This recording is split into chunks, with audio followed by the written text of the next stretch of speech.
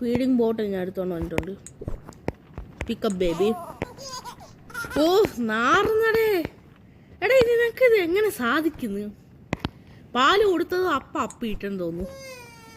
നമുക്ക് ടോയ്ലറ്റിട്ട് ഫ്ലഷ് ചെയ്യുന്നില്ല. ടോയ്ലറ്റിട്ട് ഫ്ലഷ് ചെയ്യാം. Flush. Bye കുഞ്ഞാവേ.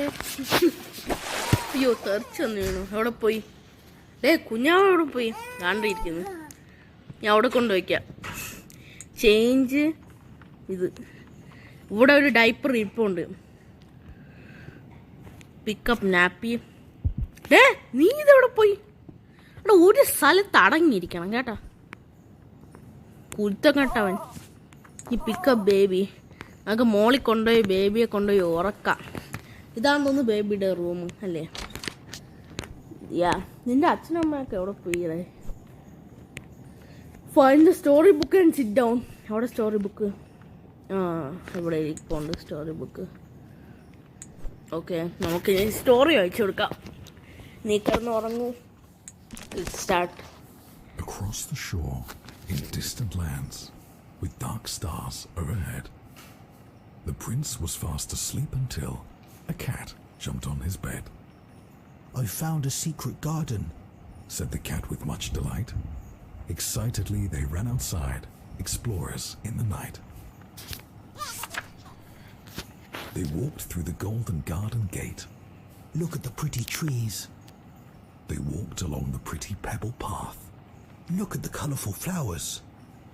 They walked past the fabulous flowing fountain. "Look at the dancing water.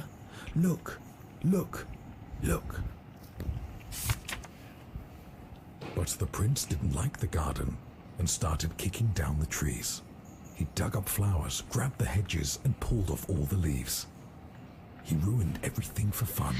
The cat watched on in fear. "What a mistake I made," the cat cried out. "I should never have brought him here."